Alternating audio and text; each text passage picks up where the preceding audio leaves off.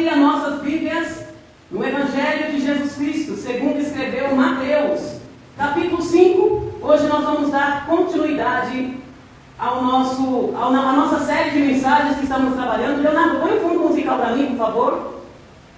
Nós estamos falando aqui todas as quintas-feiras sobre as bem-aventuranças. Na realidade, hoje é o último dia da série sobre o segredo da felicidade, de acordo com a perspectiva de Jesus. E como nós estamos tratando desse tema desde o mês passado, né, gente? Eu acredito que nós aqui já aprendemos bastante coisas com Jesus. Se você puder se lembrar, nós vamos ler, né? Vamos ler desde o versículo 1. Eu falei para vocês que as 4 primeiras bem-aventuranças, Jesus está tratando sobre o ser. Primeiro nós precisamos ser para fazer. E as próximas 4 bem-aventuranças que nós tratamos aqui é o fazer. Então, se nós entendemos que para fazer nós precisamos ser, então hoje você vai entender a última ou a penúltima bem-aventurança. Eu vou tentar fazer as duas hoje. Bem-aventurados os pacificadores e bem-aventurados os que são perseguidos por conta de Jesus, por conta do Evangelho. Então vamos ler desde o começo para a gente conseguir compreender esse contexto.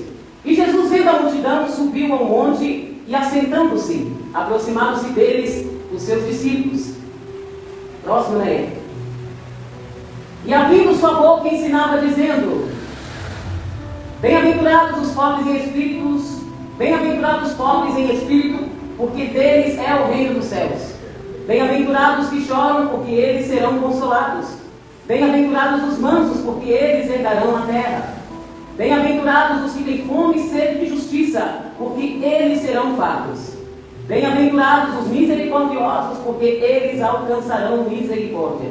Bem-aventurados limpos de coração, porque eles verão a Deus. Bem-aventurados os pacificadores, porque eles serão chamados filhos de Deus. Permanece no 9, depois você pula para o 10. Eu gostaria que vocês repetissem após mim. Bem-aventurados. Bem-aventurados os pacificadores. Porque eles serão chamados filhos de Deus. Versículo 10. Bem-aventurados, repita após mim. Bem-aventurados os que sofrem perseguição por causa da justiça, porque deles é o reino dos céus. Feche seus olhos, Pai, em nome de Jesus. Nós nesta hora entramos no momento da Tua Palavra.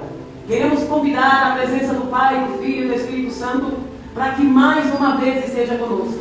Nós sabemos, Senhor, que muitas vezes chegamos aqui cansados, fadigados e sobrecarregados pelo pecado e pelas aflições da vida, que muitas vezes nos impede, Senhor, quer nos impedir de ouvirmos a Sua voz. Por isso que nesta hora eu te peço a ajuda do Espírito Santo, o Consolador, que nos levanta mais uma vez e renova as nossas forças, para que possamos experimentar mais uma vez, através da Tua Palavra, tudo aquilo que o Senhor tem preparado para nós. Então eu te peço que o Senhor visite as nossas mentes, os nossos corações. Veja aqueles que estão aqui dentro do templo e aqueles que estão do outro lado, ouvindo através da minha voz esta palavra. Que possamos ser alcançados, Espírito Santo, através de tudo aquilo que o Senhor tem para nos dizer. Qualquer outro espírito que não seja o Espírito Santo de Deus está impedido aqui nesta noite de se manifestar, a não ser a manifestação do Espírito Santo, para que possamos experimentar através da Tua Palavra a boa, perfeita e agradável vontade do Senhor para todos nós. Se você crê nessa palavra de adoração, você diga amém. E aplauda o Senhor e pode tomar os seus assentos. Glória a Deus. Meus irmãos, eu confesso que eu estou triste, mas ao mesmo tempo feliz, porque hoje nós iremos terminar o que nós iniciamos no mês de setembro sobre a receita de Jesus para a felicidade. Nós estamos falando aqui que Jesus, quando ele sobe na montanha ou no monte e ele se dirige aos seus discípulos, Jesus, no capítulo 5 de Mateus, ele está nos ensinando quais são os critérios ou as características de um verdadeiro discípulo de Jesus, se eles seguirem os seus ensinamentos através da sua receita para a felicidade. Ao mesmo tempo, Jesus está dizendo assim: vocês serão felizes se verdadeiramente vocês aplicarem essas palavras, esses ensinamentos nas suas vidas. Então nós estamos aqui desenhando para vocês, através de uma narrativa bíblica e cristocêntrica, qual é a receita de Jesus para aqueles que verdadeiramente querem ser felizes. Então nós começamos desde o versículo 1, volta lá, Neia, nós dizendo que, através do versículo 1 de Mateus, que felizes são os humildes de espíritos, felizes são os que choram, felizes são os mansos, felizes são os pacificadores, felizes são os misericordiosos, felizes são aqueles que têm os seus corações limpos. E hoje nós vamos falar que bem-aventurados ou felizes são os pacificadores ou os que sofrem por causa do nome de Jesus. E é interessante que a bem-aventurança ou bem-aventurados os pacificadores, porque serão chamados filhos de Deus. Olha que interessante. Jesus ele começa dizendo: bem-aventurados são os pacificadores, porque eles serão chamados filhos de Deus. Esse bem-aventurados os pacificadores nos ensina que ser pacificador, ou aquele que promove a paz, é uma consequência, gente, direta de que quando nós experimentamos a plenitude de Deus em nossas vidas, ou seja, as 4 primeiras bem-aventuranças que nos ensina a sermos tudo aquilo que Deus quer que nós sejamos, uma vez que nós entendemos que precisamos ser para fazer, então verdadeiramente através da manifestação dessa plenitude de Deus em nossas vidas, uma vez que fomos transformados pela graça de Deus, agora sim nós vamos refletir o caráter de Deus e seremos completamente diferente de tudo aquilo que o mundo quer que nós sejamos.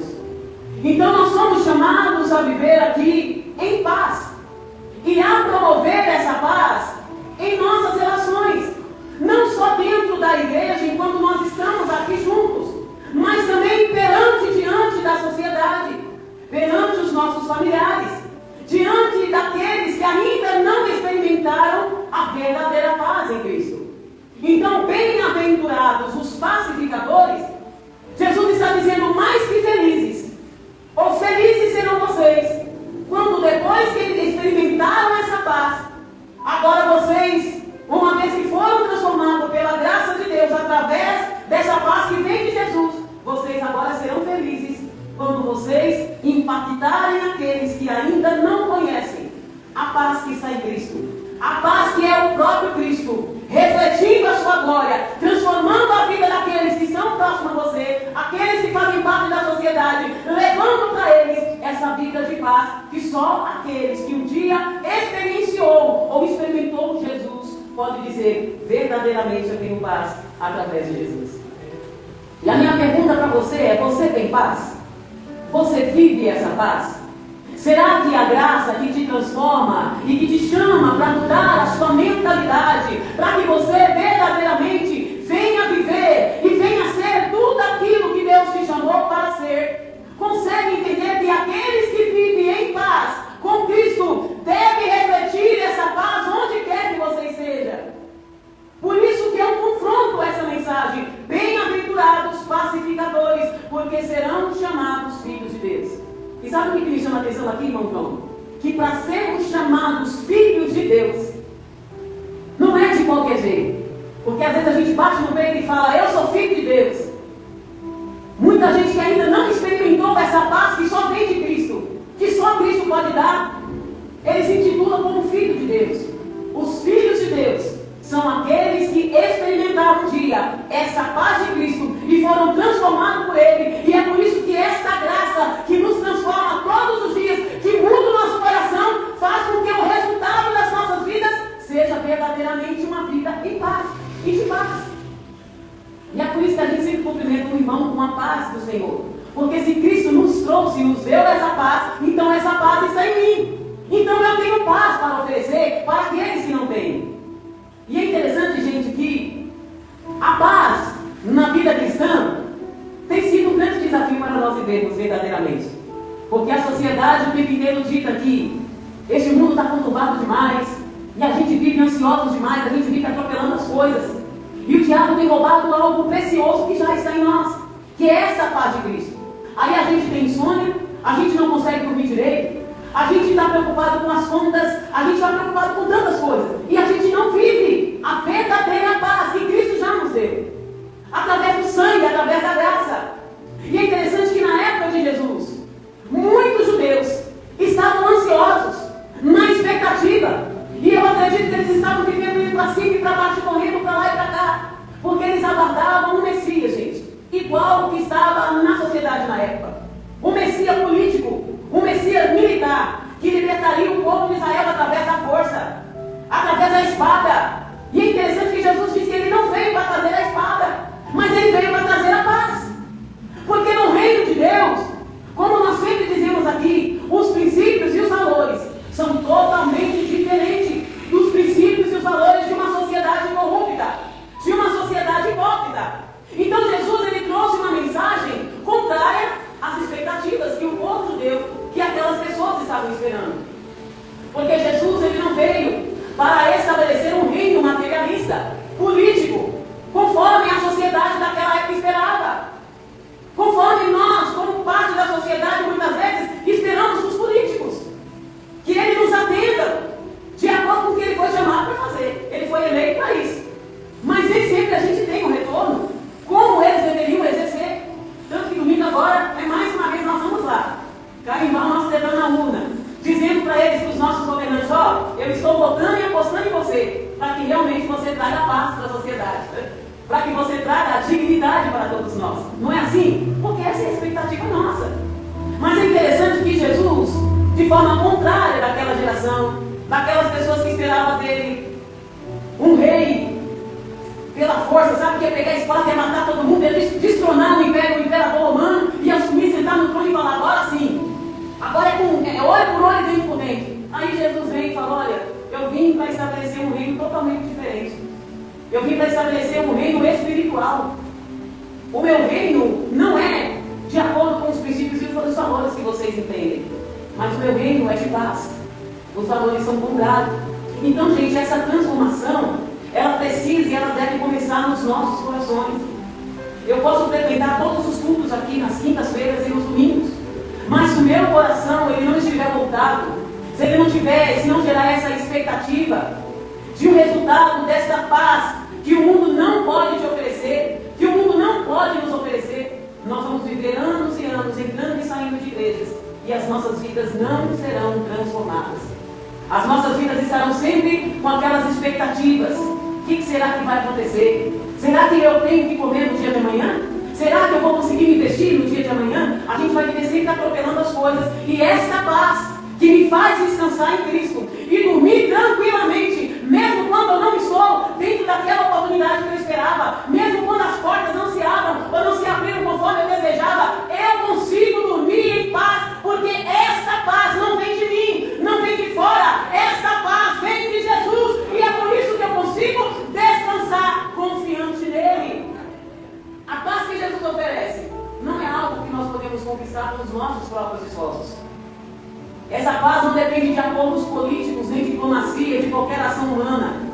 Ao contrário, a verdadeira paz só pode ser gerada por esta ação transformadora de Deus em nossos corações. É por isso que nós precisamos ter sede de Cristo. É por isso que a gente precisa se alimentar todos os dias da palavra. É por isso que a gente precisa praticar tudo aquilo que a gente ouve aqui dentro, para que as nossas vidas reflitam essa paz lá fora. Jesus nos chama para sermos pacificadores. Porque se nós realmente somos filhos de Deus, então a gente precisa refletir o caráter de Deus. Entendam que esta paz, desde o Éden, ela foi gerada. Quando Deus cria um lugar e criou o homem para colocar ali no Éden, naquele lugar de origem havia paz, sim ou não, gente? A palavra diz que todos os dias Deus passeava pelo jardim para conversar com o homem. Vocês imaginam? Adão e Eva estavam, gente, no paraíso, no lugar de paz, que transbordava o amor de Deus, que transbordava o caráter de Deus, que transbordava a majestade de Deus. E vocês imaginam todos os dias Deus passando lá e eu, Adão, ô meus amigos, Eva, como vocês estão? Eu vos deixo a paz. Vocês imaginam? Todos os dias Deus passando ali no jardim, conversando com o homem. E o homem tinha paz em seus corações. E essa é uma promessa de Deus, que no futuro essa paz reinará para sempre. Não haverá mais tristeza, ali não haverá mais dor, porque as primeiras coisas se passaram, eis que tudo se fez novo. É uma promessa de Deus, mas essa paz nós podemos viver ainda nos dias de hoje.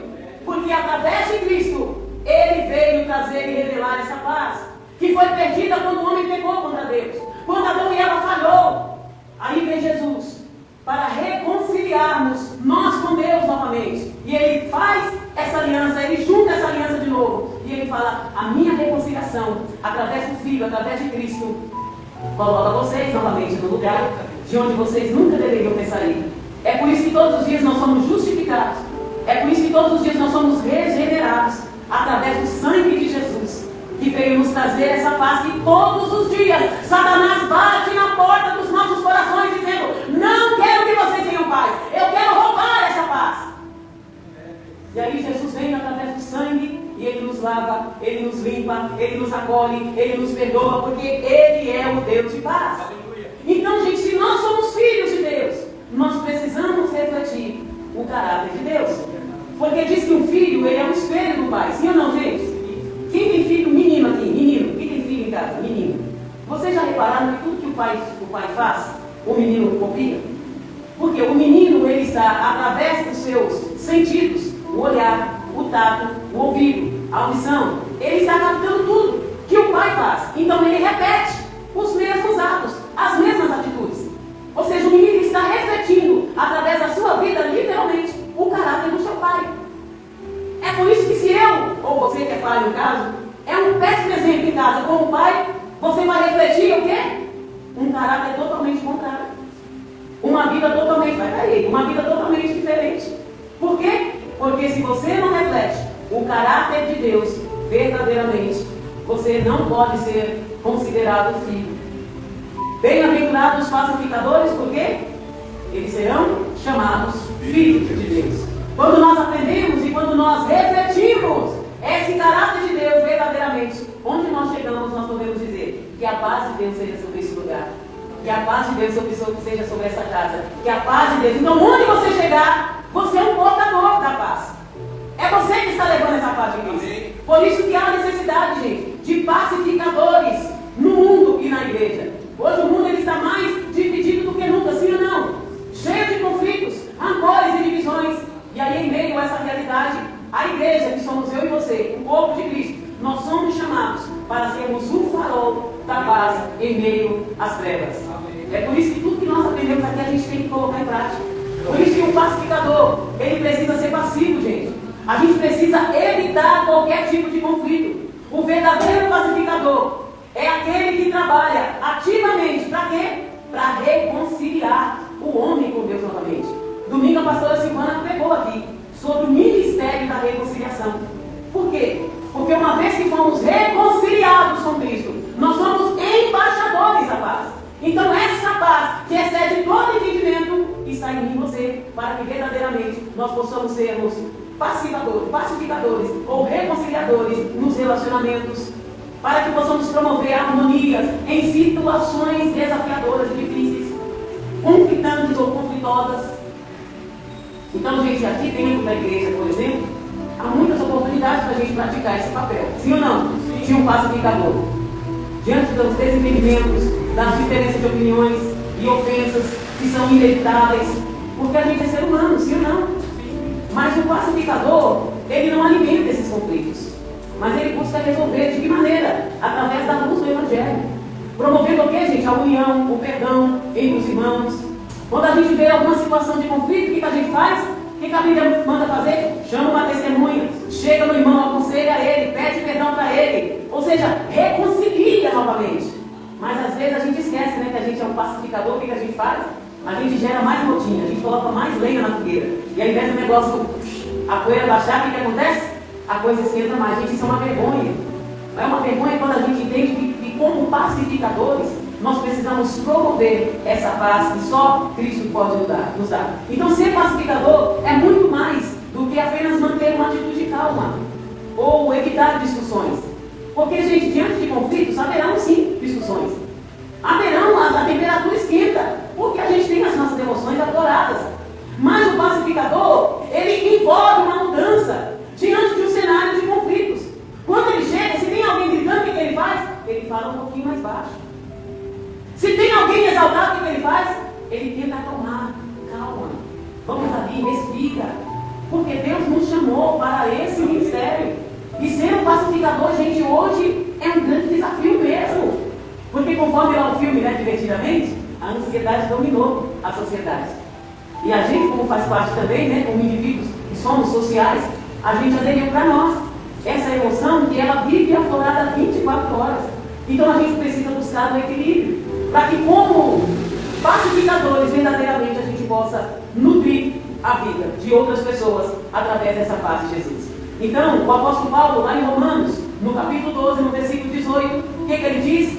Romanos 12, versículo 18. Paulo vai dizer que nós devemos fazer todo o possível para viver em paz com todos. Então, gente, a paz, ela não é uma escolha intencional.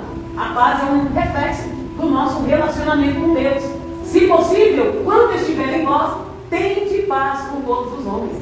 Então, a paz aqui, ela não é uma escolha, eu escolho ter a paz.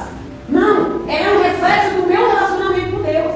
Então, quanto mais íntimo de Deus eu sou, mais eu reflito Ele. Quanto mais intimidade com Deus, quanto mais eu aprendo da vida que Deus quer que eu tenha, mais parecido com Deus eu serei. Então, por isso que Paulo está dizendo, se possível, por que Paulo está dizendo se possível? Porque ele sabe que o pecado que está em nós, ele muitas vezes não nos deixa ser e fazer aquilo que Deus quer que nós sejamos e façamos. Paulo fala assim, olha, aquilo que eu quero fazer eu não faço. Aquilo que eu não quero eu faço. Por quê? Por causa do pecado que está em nós. Por isso que a vida do cristão, gente, tem que ser diária.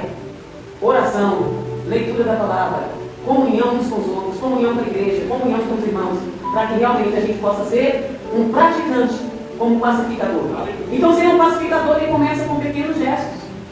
E é interessante que esse pequeno gesto, Tiago vai dizer, irmão, lá em Tiago 3, no capítulo 3, no versículo 5, 6, que começa por onde? Por um órgão, o menor órgão que nós temos, mas ele é poderoso para destruir alguém. Tiago 3, 5, assim também a língua, olha aí, gente, a língua é um pequeno membro e gloria-se de grandes coisas. Vede quão grande bosque um pequeno fogo incendeia. Versículo 6, a língua também é um fogo, como um mundo de iniquidade. A língua está posta entre os nossos membros e contamina todo o corpo, inflama o curso da natureza e é inflamada pelo inferno. Ou seja, o que Tiago está dizendo? Que esse pequeno membro, ele tem um poder de causar grandes divisões, de causar grandes problemas. Por isso que o pacificador, ele precisa ter cuidado com o que fala, ele precisa ter cuidado com o que ele diz, ele precisa sempre buscar edificar, gente, e promover reconciliações. Então, se você é um pacificador, quando você estiver diante de uma fogueira, a coisa está pegando, o que você precisa fazer? Seja o extintor, vai lá e apaga o fogo, resolva o problema. Não faça como o Tiago está dizendo aqui, ó, essa língua que tem o poder de incendiar todo o bosque e inflamar ainda mais as questões. Além disso, gente, o pacificador exige que analisemos as nossas atitudes diante do Evangelho. E isso é que faz com que o nome de Jesus se glorie através de nós. Então, se você é um pacificador, você precisa, a partir de hoje, através da regeneração de Cristo, tomar cuidado com os seus atos, com as suas atitudes, com os seus comportamentos, para que você verdadeiramente seja chamado como filho de Deus. Amém, gente? Vocês estão comigo aqui? Amém, gente? Amém. Então vira para alguém que está do seu lado e fala assim, ó, seja um pacificador. Seja um pacificador. A palavra está pegando hoje, né? Seja um pacificador. Fala, gente, seja um pacificador. Não coloque fogo na lenha. Então, na vida da igreja, gente, ser um pacificador significa trabalhar pela unidade do povo, pela unidade de Cristo. Isso envolve cultivar o relacionamento baseado no amor. Por isso que eu falo que se a gente não é, lembra? Primeiro as falas, primeiro as bem-aventuranças, você precisa ser para depois fazer. Então, se você não é humilde de espírito, se você não é manso, se você não chora com os que choram, se você não tem um coração limpo, lamentavelmente você não vai exercer a misericórdia e nem a paz uns com os outros. Isso é muito triste. Resumindo, o versículo 9, o pacificador é ser um exemplo de Cristo. A Bíblia não está dizendo que ser pacificador você não vai irar, pelo contrário. A Bíblia diz irai, mas não pequeis. Você pode até irar porque nós somos seres humanos. E a ira vem, gente. A questão é o equilíbrio. Quanto mais parecidos com Cristo estivermos, mais nós vamos refletir esse amor e essa paz, que faz com que a gente apacigue as coisas diante da fogueira. Amém? Vamos para o versículo